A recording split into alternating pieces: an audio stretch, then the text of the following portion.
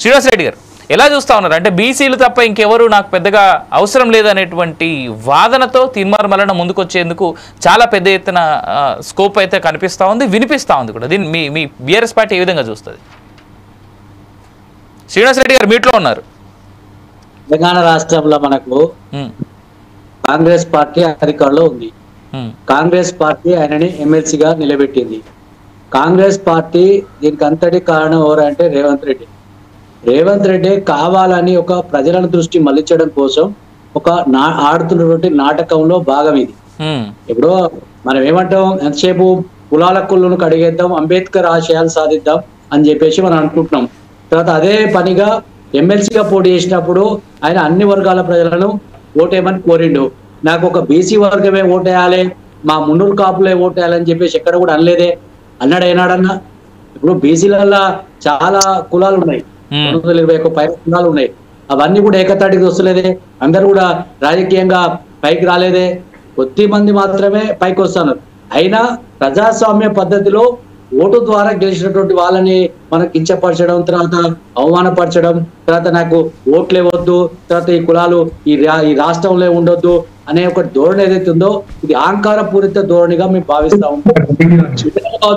ప్రజాస్వామ్యంలో అందరూ కూడా జీవించేటువంటి తర్వాత అందరు మాట్లాడే హక్కున్నది కాబట్టి మాట్లాడుతున్నాం చెప్పేసి భావనతో ఆయన మాట్లాడుతుండొచ్చు.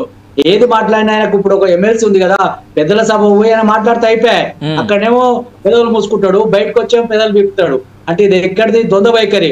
అంటే అక్కడనేమో కేసీఆర్ విమర్శిస్తాడు ఆయన పోయి, తర్వాత ఇంకా మీరు చేయాల్సింది. అంటే ఈ రోజు కాంగ్రెస్ పార్టీ వాళ్ళు ఏంటంటే ప్రజల యొక్క దృష్టిని ఈరోజు చూస్తున్నాం. రోజుకు ఒక కొత్త నాటకం ఆడుతా ఉంది కాంగ్రెస్ పార్టీ, కాంగ్రెస్ ప్రభుత్వం. ఎప్పుడో మనం చూస్తా ఉన్నాం, ప్రతిపక్ష నాయకుడు హరీష్ రావు దుబాయ్ పోయినాడు అంటే నువ్వేం చేసినావు ఇక్కడ చెప్పవా అంటే గది చెప్పాడు. అంటే అలా తీర్మానం వల్ల మనం చూసినాం ఎన్నికలలో నల్గొండ ఎమ్మెల్సీ, నల్గొండ ఖమ్మం వరంగల్ ఎమ్మెల్సీ ఎన్నికల్లో తేటతెల్లం అయితే అయింది కదా. ఏమైంది? ప్రజలు, ఎందుకంటే ప్రజాస్వామ్యంలో ఓటు ఎవరికైనా వేసుకోవచ్చు, ఇప్పుడు నాకేంటి అని చెప్పడం ఒక వ్యక్తు, కానీ నాకు ఈ కులం వాళ్ళదు గాల్లో నాకు ఓసీ ఓట్లే అక్కర్లేదు, నాకు ఓసీలే అక్కర్లేదు అనేది అయితే అహంకారం ఉన్నదో అది మానుకోవాలి ఎవరికైనా. ఇప్పుడు మనం చూస్తా ఉన్నాం.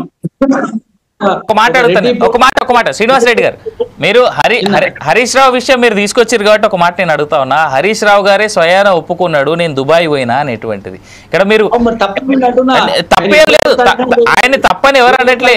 ఇంకో మాట నేను చెప్తా, ఆయన ఏమంటాడంటే అరే గమ్మత్, నేనేమంటే ఇప్పుడు ఆడ పని చేయాల్సింది ఎవరు? హరీష్ రావు కాదు కదా. ఎస్ఎల్బిసి పోయి పని చేయాల్సింది ఎవరు? అక్కడ లేబర్ పని చేయాలి. అక్కడ ఎవరైతే నిష్ణాతులు ఉన్నారో, తర్వాత శాస్త్రీయంగా ఎవరైతే పోగదలుచుకున్నారో వాళ్ళకు టన్నెల్ లోపలికి పోయి ఎవరైతే పని చేసేటోళ్ళో వాళ్ళు పోతారు. తర్వాత కానీ మాత్రం టూరిస్ట్ స్పాట్ అయిపోయింది, అక్కడికి స్పాట్ అయిపోయింది వాళ్ళకు. ఒక ఆయన ఏమంటాడు చికెన్ తీసుకురా, ఫిష్ తీసుకురా తర్వాత అని చెప్పేసి ఇంకో ఆయన అంటాడు, ఇంకో ఆయన మనం మాట్లాడదాం, రేపు మాట్లాడదాం. మీరు అన్నారు కాబట్టి నేను గుర్తు చేసిన, హరీష్ రావే స్వయంగా చెప్పి నేను దుబాయ్ పోయి వచ్చిన అనేటువంటి ముచ్చట అంతే. అదే ఇంకొకటి నేను ఏమంటే కాంగ్రెస్ లా ప్రజాస్వామ్యం, అంతర్గత ప్రజాస్వామ్యం ఎక్కువ. వాళ్ళు ఏదేం చేస్తారు, ఇవాళ అనుకుంటారు, రేపైతే అనుకుంటారు, మళ్ళీ కలిసిపోతారు, కౌగిలించుకుంటారు. కానీ అట్లా కాదు కదా.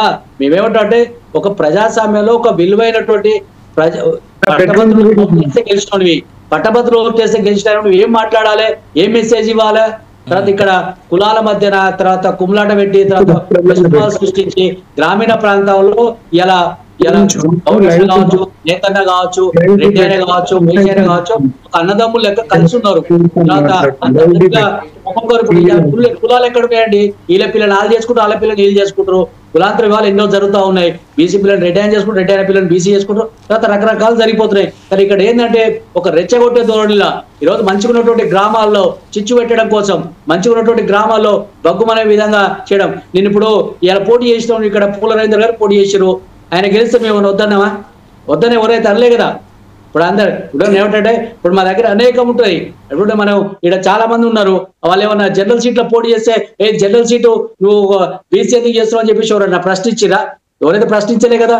ఇక్కడ కావాలని ఒక ప్రజలను తప్పుదోవ పట్టించడం కోసం, ప్రజలను రెచ్చగొట్టడం కోసం వ్యాఖ్యలు చేస్తున్నట్టు మనం ఎప్పటికైనా కులాలను అడ్డు పెట్టుకొని తర్వాత మతాలను అడ్డు పెట్టుకొని మనం రాజ్యాధికారం చేయలేం. నేను మళ్ళీ మాట్లాడిస్తా మీతో మళ్ళీ మాట్లాడిస్తా. రైట్, ఇంకా మనతో పాటు వట్టి చానయ్య గారు కూడా జాయిన్ అవుతా ఉన్నారు. బట్ దానికంటే ముందు అల్లు నారాయణ గారి దగ్గరికి వెళ్దాం ఒకసారి. అల్లు నాగరాజ్ గారు, మీరు ఎలా చూస్తారు?